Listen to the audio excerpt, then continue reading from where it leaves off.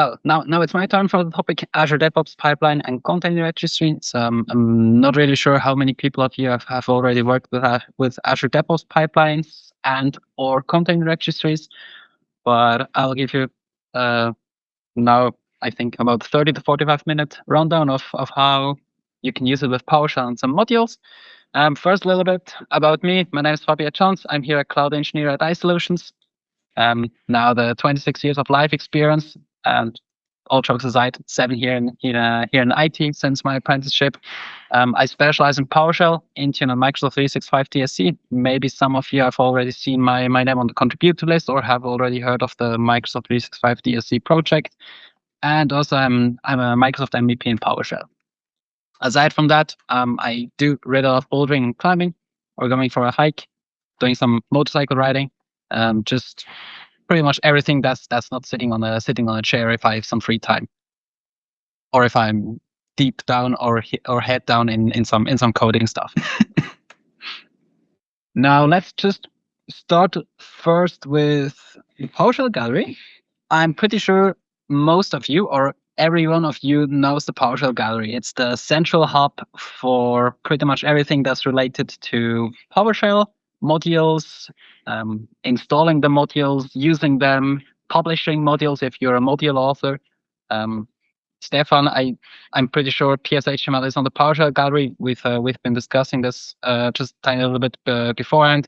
For example, the Microsoft 365 DSC PowerShell module is also on the PowerShell Gallery. You see here the ac.accounts or the ac.storage, ac.resources modules. Those are all modules that are published here on the PowerShell Gallery. Harm, as I said, where you can always find things. And if it's not official by Microsoft, there's always somebody else who published a version of a module and or copied it. But the PowerShell Gallery is not perfect. So, for example, if you're an organization and you want to have some internal modules that are only available to your organization, then this is not really possible with the PowerShell Gallery. On the PowerShell Gallery, you can hide modules, but they are not really protected by anything. So if you know how to get them, you can easily get them. There's no real way for you to have a module just scope to your organization, even if you are the publisher of such an organization.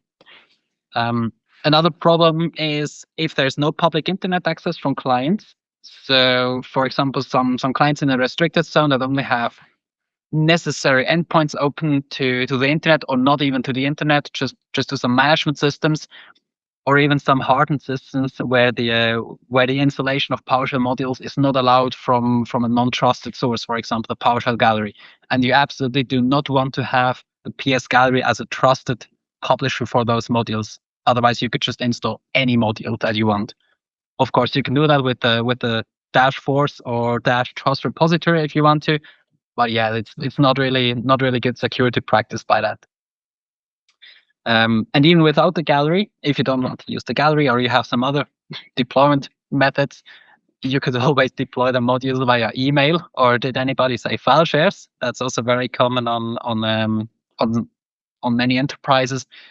And of course, you always have the issue of it works on my machine, but the moment you ship it, it's not working anymore because it's not on your machine anymore, and you might have had some environment variables or some other files that are dependent on it, and some other stuff. So the PowerShell Gallery itself is not perfect. It's good, but it's not perfect. So we're now going to look at another solution. The goal we actually strive for is an internal private distribution method. So that could be pretty much anything that's scoped to your organization. What we also want to have are versioned and immutable artifacts. If an artifact is produced, so an artifact is in this case just the module itself, it is immutable.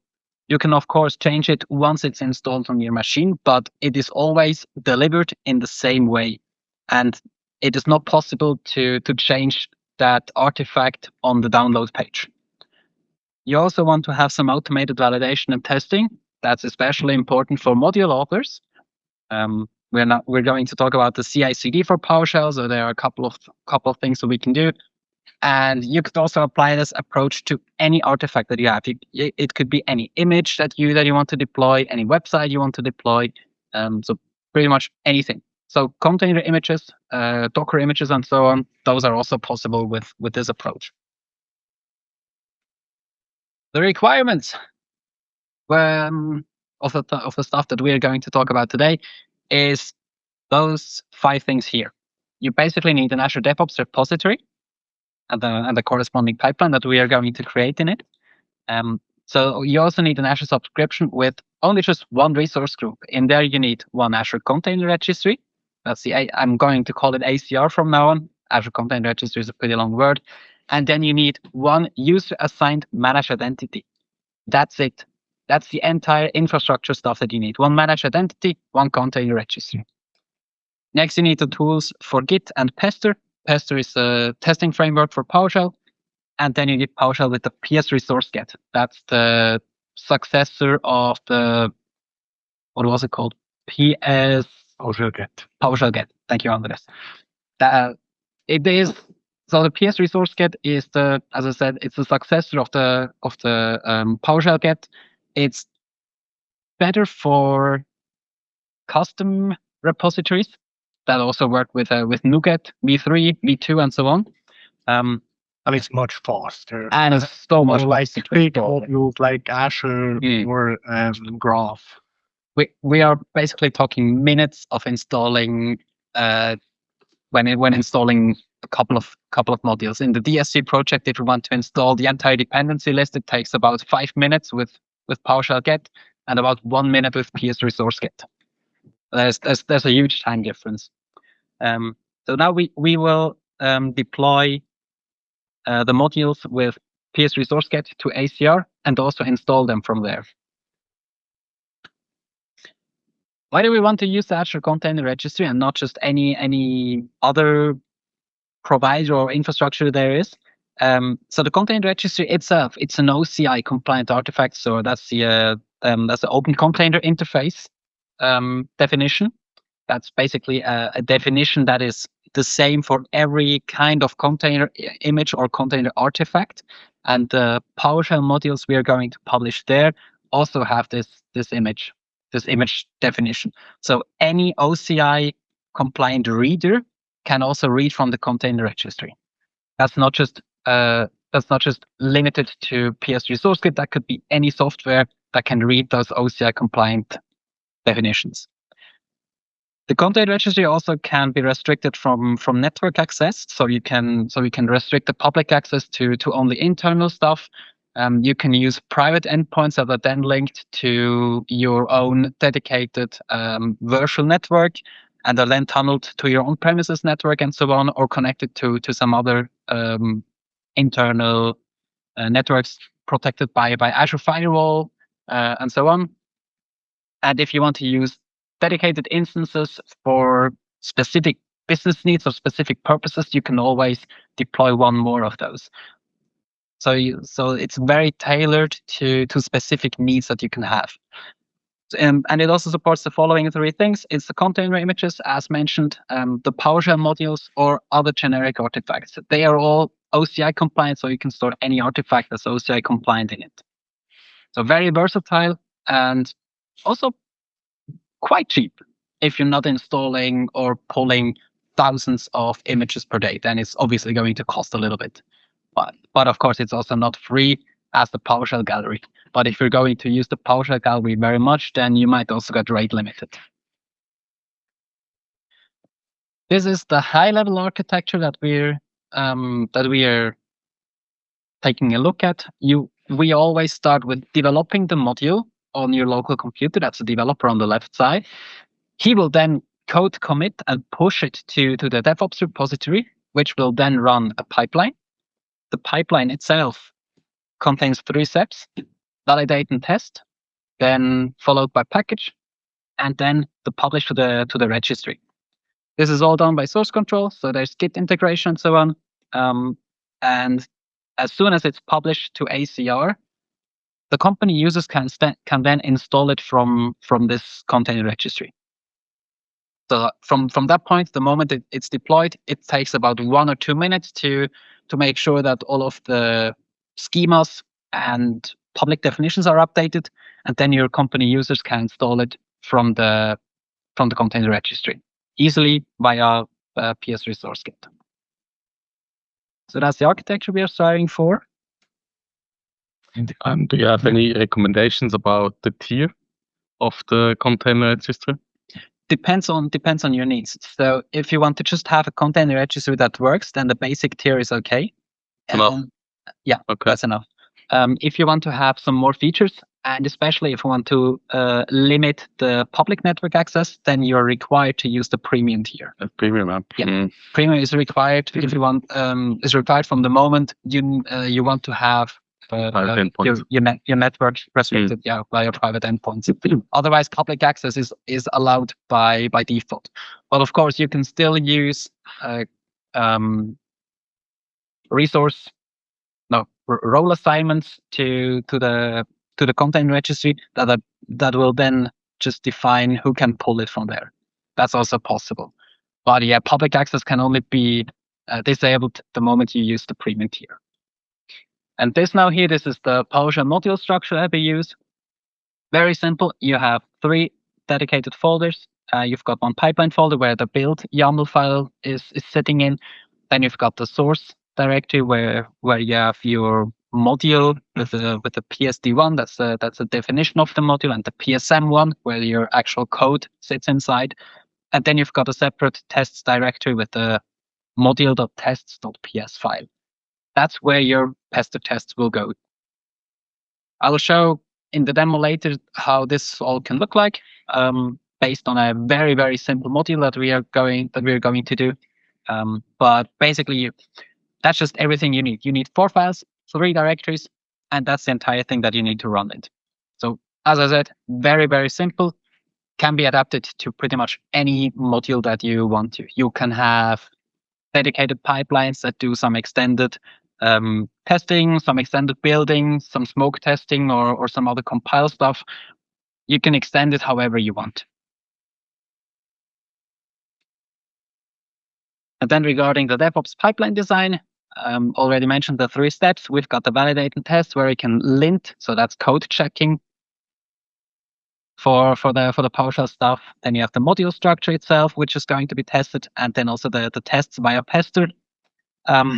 Package phase is going to build the module if necessary, and it will upload it as an artifact to the DevOps pipeline so that you can always go to your pipeline job and also download it for manual testing if you want to. And then publish step, we're going to push it to the ACR. Publish to the ACR is done by installing PS Resource Kit. Then we are going to connect to Azure using a so-called Azure Service Connection. This is done by the Azure Resource Manager. That's one of the different kinds of connection types you can specify there. You can have, now it's also possible to use some DevOps-specific connection method, but that's in previous, so I went with the Azure Resource Manager. And this is now here where we are going to use the managed identity. We're going to use federated credentials. So no certificate management, no secret management, nothing. You just create the managed identity, you define the service connection, and DevOps does everything else by itself. You have no need to worry about anything because there are no credentials being stored. And then next step is to register the container registry instance locally using the registered PS resource repository. That's necessary so that you can then find and install the module.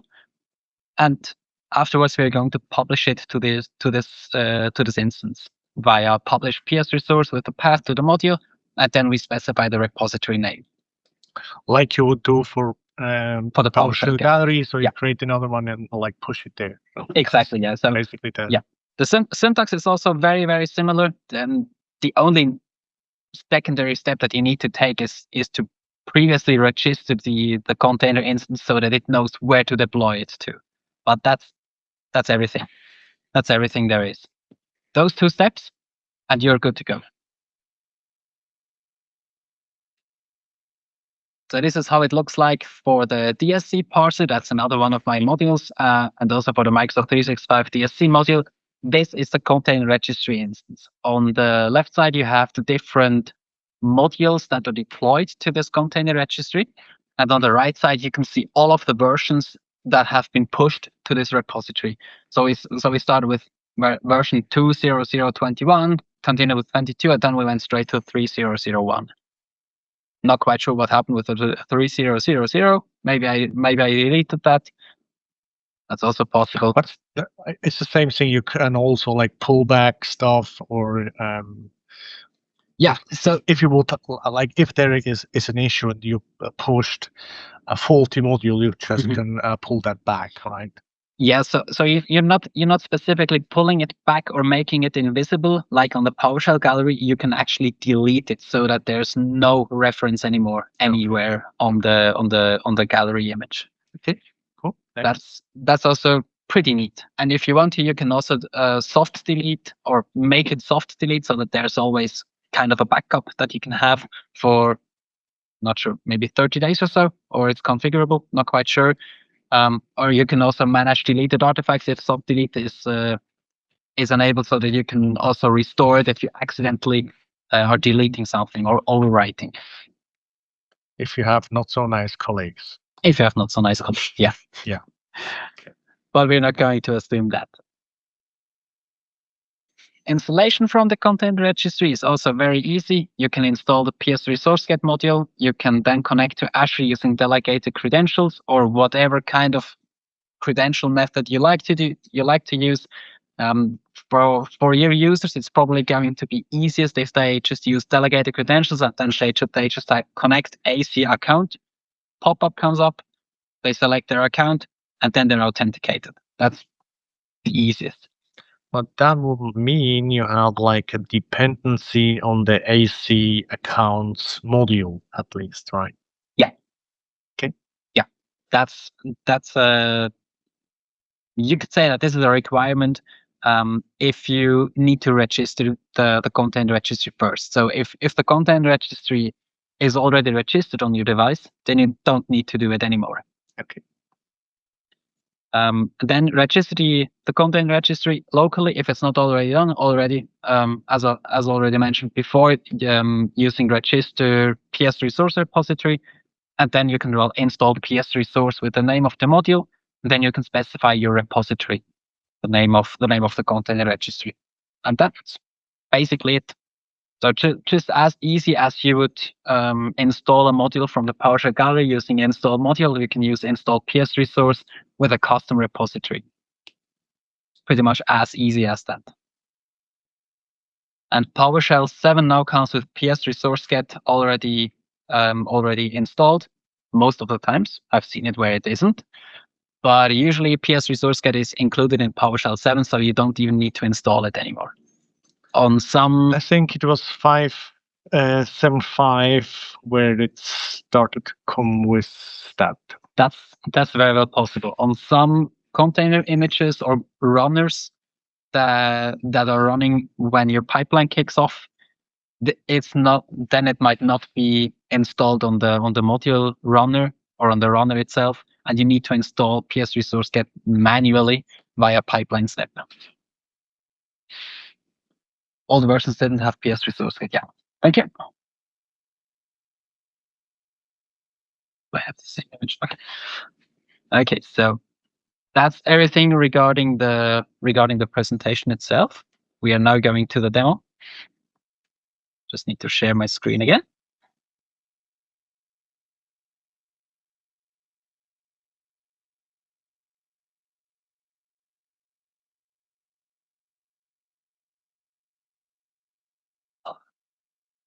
Okay, so let's start with the module structure here.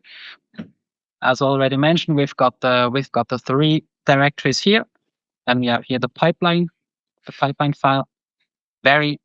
It looks way more intimidating than it actually is. We are here defining the trigger when it's going to run. It runs on the branches main and develop, and it also runs if there's a pull request to the main branch. We are then going to use the variable group ACR publish That's a DevOps specific thing where you can define centrally variables that are then shared between multiple pipelines. And then we've got several stages. We've got the validate and test stuff, which is going to run on a Windows latest machine. It will validate module import and manifest, and then here's some code. I'm not going to go through everything there is, but yeah, then you also have the pester tests here, which are run using invoke pester, which is then going to test your module. Versioning and packaging with the upload to the DevOps pipeline, and then publish to the container registry, which is only running when it succeeds. Very important. It only runs on when the previous step succeeded, and if the source branch is the main branch. We don't want to publish the module if it's still on develop. Or you could add a step that will then deploy it as a preview version if you push to develop. That's also a possibility. Basically, it will check for the installation or the availability of the PS resource get. As already mentioned before, it might not be available. Most of the time it is, but sometimes it's not. Then we're going to download the module artifact, and we are then registering the container registry and then publishing. And that's it. That's everything there is to know about this. Very, very simple. 3 stages with a couple of steps in them. Yeah, it looks more intimidating than it is because there's some boilerplate template definition. Then here we have the module definition file. It's going to execute the sample module.psm1. Couple of things here. Not really interesting here. It's just a plain old module definition file. And this is the core of the module. Just a simple function, get sample commands. A question back to the definition file. Mm-hmm. The version here and the version in the gallery is not the same, right? They are linked. They are linked? Yeah. You have them linked? Yeah. Okay. So if you have version 1000 in here and you publish it to the gallery, then it will automatically use this version here. Okay, that version, is that the version that you have in the container registry then? Yeah. Oh, exactly. What you can do. So you need to update here first. You can update it here, or you can have a step in your build pipeline, which is using semantic versioning and then applying some more logic to the. There's a question from Stefan. The register repository with credentials? Yeah. In this case, it is because it's only private accessible for me. But you can. Are they then saved like on the system? The credentials? Yeah. I'm not really sure. Maybe the PS resource get is using your implicit VAM account for the authentication. Not quite sure. So ultimately, did you use the secrets management module with it or not? Actually, that's basically no. Okay. Oh. Okay. Usually, it will ask via pop-up via the web account manager. So just the default sign-in pop-up that appears, which will then automatically authenticate against the gallery or the container registry. That's usually how it is done. You can obviously also make it completely public. I would not suggest that, but you can do it. If you have it internally. Yeah, but that's like for delegated scenarios where you like run it more interactive. So if you want to do that like non-interactive, you need to have like a secret or a service principal or something like that. Or something like that to probably do that. To answer your question, it doesn't use a logged-in user on an Entra system. It always asks which user you want to use. Or it doesn't try to use your currently logged-in user first and then jump back to. No, because it could be that your account that you're using right now, that you're logged into your system, is not the account that is allowed to access the container registry. So it doesn't even try your logged-in user. It just presents you with a list of users like the modern UI login. You have like multiple users, or is that stupid Windows login page that they use now? Usually, we'll just ask with the sign-in pop-up where you can select then your only account that you have on this system. Yeah. Usually the Would you mind showing just very quickly, or maybe after the demo, like the line of where you publish it, or after the demo is also fine. Yeah, I don't want to No problem. hijack your. You mean this line here? Yeah, like go to the right. Like I was just curious to see what parameters you were calling, because I had like a lot of problems with this one. The repository. Okay, yeah. That's everything. So the registering one, where is it? It's like 2 lines up. Yeah, this one here. Yeah. Resource repository with the name of the container registry, and then you're going to use the login server URL with the HTTPS prefix, because the login server address doesn't come with the HTTPS prefix. You specifically have to add it to it. Okay. So what? There's no credentials there. Okay. Yeah, there are no credentials here because I'm using the Azure Service connection with the federated credentials. Okay, that's why. But if you want to do it yourself, you can use Connect AC account, and if you have permission for it, so the assigned roles, we will go over that in just a second. Then you should be able to push it to the container registry. And that's also that's also why the PS resource get also has some like built-in MS out modules that sometimes clash with other modules. Yeah, exactly. So we're back in that mess again. Yeah, that's correct. Okay, so now we're going to continue with the test file. This is PESTER language, and also we can see here there's some DSL going on. But here, just a couple of tests should exist as a function for the get sample command. Should be a function type. Should have command lab bang, and just a couple other stuff. That's just as basic as it gets. Just to have some tests that we can then take a look at in the pipeline. And now, if we go to the subscription that we have here, as already mentioned, the only two things that we have is inside of the PSUJ sample module resource group, we have the PSUJ sample module container registry, and we have the sample service connection. That's the managed entity. For the Sorry, the comment. I comment someday. Any experience with other platforms or osmosis like the Artifactory? Nope. Not yet, or maybe never. You have some experience, Stefan? No, I don't. Only bad experience. Okay. So no, yeah. So we don't use this technology where I work, and yeah, I see possibilities to do. I mean, I was wanting to do something similar, but we don't use the same backend technology. So you have an experience, but a bad one. So with PS Resource Get, yeah, and with the secret management module, because it was really horrible. Like I could not just download a module without not specifying credentials. Would keep asking me about it, and I opened issues, and like it just yeah. So like I personally still use package management and PowerShell Get. Maybe because I'm getting that old that I just stick with what works, but basically it just annoyed me like this other module. Yeah.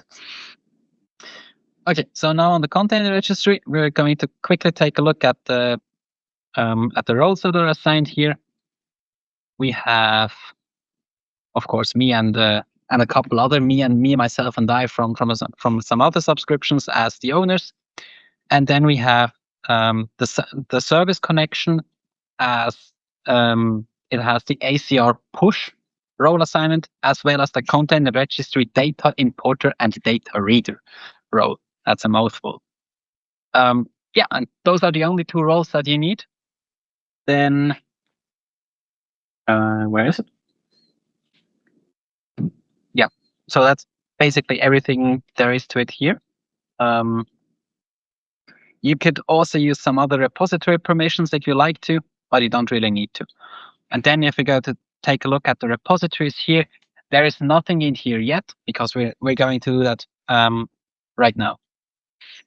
So I have the project here in DevOps. This is the entire project that we have here. We've got the pipeline, the source and the test files, and then we have the pipelines here. This is the build and deploy pipeline that is tied to the builds.yaml file that we have seen earlier. So now we could in theory run this one here again, or we can just use the entire development flow, which we are obviously going to do. We are now going to update the module version here by one.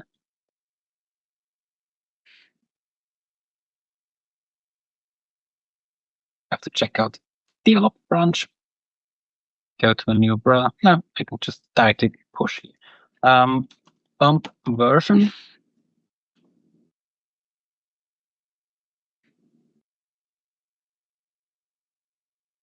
Oh, you're playing E3, so you can create a pull request. Yeah, exactly. Obviously. So now we go to take a look at the build and deploy pipeline here.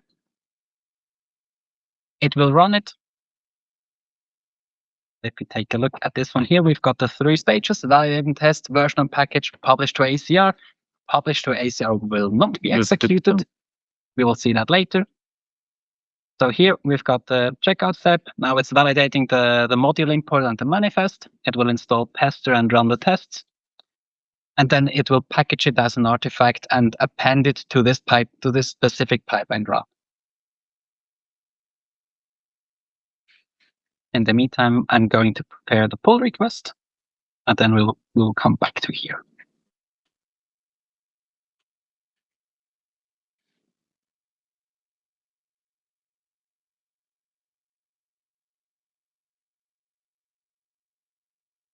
What you could also do is add some peer validation if you wanted to, so that it runs whenever you open a pull request. That's not something that I have right now, but you could add basically the run that has been done right now for when a commit is added to the develop branch. You could also use this or add this to the PR requirement, so that it also has to pass any validation pipeline that you have when a pull request is opened. Okay, so now these 2 steps are finished. This one here will not run, or it should not run. Should actually skip it. But anyway, now we see we have an artifact here. That's the sample module that we have here with the PSG1 and the PSM1 that was attached to this pipeline. And now that everything looks good, yeah, skipped due to conditions. Now here we have it. And now if we merge this one here, going to rebase and fast forward.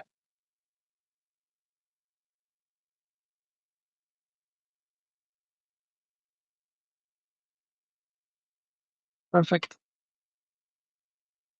And now we have the secondary run here. This one now is for the main branch. As before, it will validate and test the stuff. It will then version it and also append it to the pipeline run again. And then finally, it will publish it to the Container Registry. This will take a little bit of time, about 2 or 3 minutes to finish. So we have more than enough time for questions. Should you not use the same version that you have built in the developer stage? You have tested them. The 1001. Yeah, I mean you built a second time the artifact. Mm-hmm. So you have not tested that artifact and go to the gallery with that. So what I mean is it's not better to use, I'm not sure, to use the same artifact that we build in the developer stage. Mm-hmm. Go Okay. for it. So the merge is bring the code in and publish the artifact to the ACR and not build it again. That is my, or we need to add a test step in between to validate, is the artifact okay? And then with the next step, go to that. So something like that. Yeah. So I don't like that we build again the same module. It can something go wrong here, yeah, obviously. technically. There are a couple of tests that are running before the module gets packaged, but you could also add some smoke testing or some other integration testing that runs before a release is done. So then it would also verify it again. This one here is just a basic example of what you can do. But yeah, you have a more advanced way. I'm not sure if that's the right way. I'm no developer, to be honest. It's only an idea that I see, but in my opinion, as long as it doesn't bump the version between like dev and prod when I merge, I will be fine with that approach. So I mean, you do like twice the steps. Probably they are the same. So yeah, and if you're going with developer ACR, for example, then you have the preview tag, and if you go to the prod, then you can remove the preview tag. Then makes sense to rebuild again. Maybe that's an idea could be good ideas. Doing that, sure. Yeah, but usually it's not really an issue if you prohibit merging directly into main or pushing on the main branch, and only allow it through 4i verification via pull request. Then it shouldn't really be an issue. So that one has run, right? Yeah, that one is now completed. I can close the pull request that we have here. I need to move away this Teams bar here at the top. I'll just skip over here. Now we have here the container registry. And now if we go take a look here at the repositories that we have here, we've got the sample module with the version 1001. That's now available here on the container registry. We can now switch back to our terminal. And then we can run connect AC account. We need to first connect to the container registry because we don't have any registry at the moment here on this system. We can now run get AC container registry to get it from the Azure subscription and the resource group. And then we can register it on the system. And now if we run find PS resource with our name for sample module and the repository, it should find it. And here we have it with the version 1001. We can now run install PS resource, not reverse DSC, but sample module with the repository PSUJ sample module. And this will now install it here on the system. Now we can run. And probably you could make that like a trusted repository. Yeah, absolutely. And if you have like the list the repositories, you can also do like different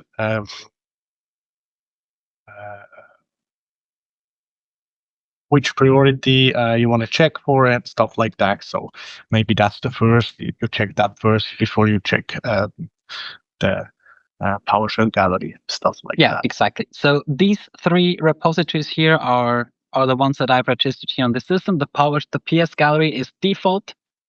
Then I have another one, ACR PowerShell YTGCF. That's one I use for my other testing. And then we have the PSUJ sample module. That's the one we've now been working with. As Andres already said, you can specify if one of these registries and repositories is trusted. You can set the priority. I think lower is better if you want to search it being fast. Lower is higher. Yeah, lower is higher. Yeah, exactly. Yeah, that's usual. The product is. Yeah, exactly. And yeah, that's basically it. We have the get sample command, which this is a sample command, so it does work here on this machine. It works on your machine. It works on my machine now as well. It doesn't only just work if I'm developing it. It also works when I'm testing it in the pipeline, and it also works when I install it from the repository. And yeah, that's it. That's everything I had from my demonstration. Thank you. Thank you.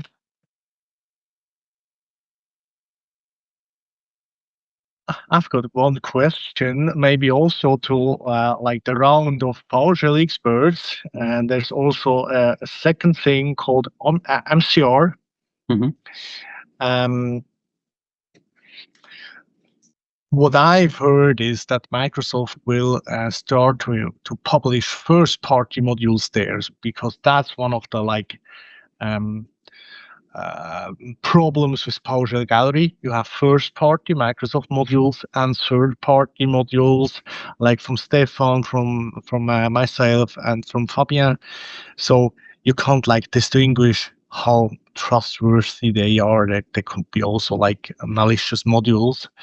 And if Microsoft actually starts to put them on a dedicated registry, you can maybe for big enterprises only allow to go there and search for first-party modules. That would be, in my opinion, a very good way, and we love to see that, but that probably takes some time. So currently, it's just the AC module published there, and nothing else. Mhm. Can you technically import also modules from the Microsoft Gallery?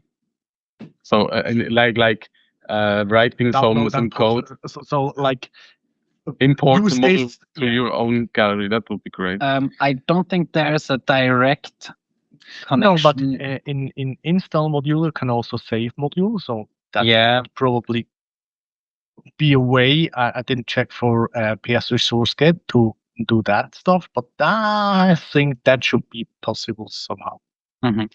Yeah, but you would need another artifact storage for that. So you would need to pull periodically the latest module version of it, and then store it, for example, in another container registry or in a new repository that you have specific for this topic. Yeah, sure. It could But be there's- different containers. Yeah. But there's no dedicated or specific technology that allows it directly integrated into a container registry there. That's unfortunately not possible.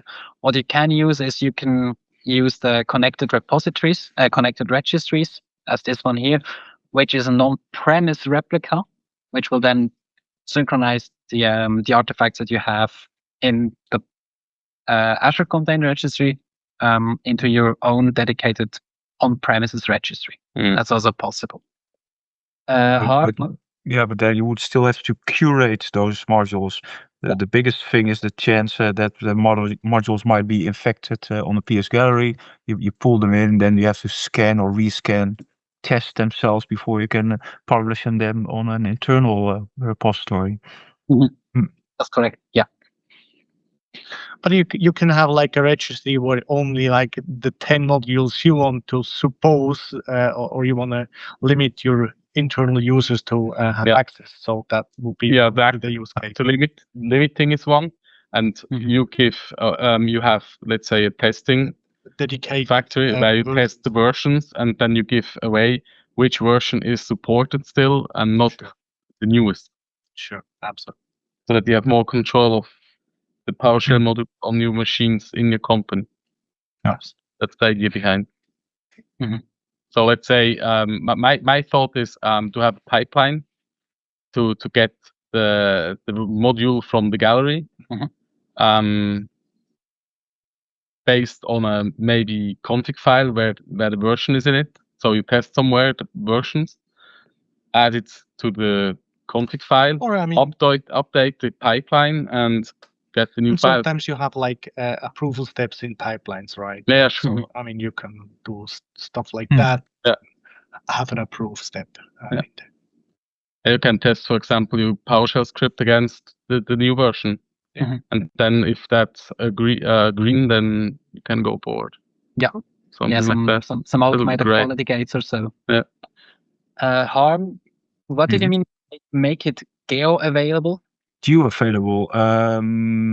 Is it like a CDN? For example, if you have your own ACR repository and you have like a geo spread a company, America, Australia, whatever. Yeah. So you can have geo replication with the premium pricing plan. So yeah, that of course. so in other regions as well, as a fallback, or I'm not really sure how they are going to handle it based on location, but it probably will use some kind of content delivery network behind the scenes just to distribute it, and whichever is faster or closer to the IT location, then it probably will look at it from there. But the problem will be complicated if you have private endpoints. Good luck. Yep. You need a private endpoint in every region. And to answer your second question, yes, it does work with Windows PowerShell, but you need to explicitly install PS Resource Get inside of Windows PowerShell, otherwise it won't be discovered. Oh. But the other stuff works as well. You might have seen this one here, Get PS Resource Repository. This now is running in Windows PowerShell, so it is available on there. So it does work. Okay.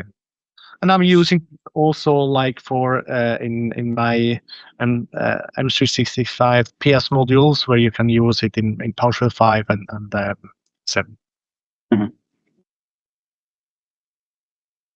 All right. Any other questions? Oh, David has Dave has another one.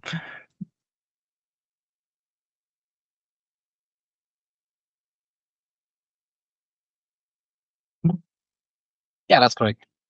Yeah, David. So Azure File Sync then, right? Or just a local file share, which would also work. The PS Resource Get is pretty flexible in specifying what repository you can use.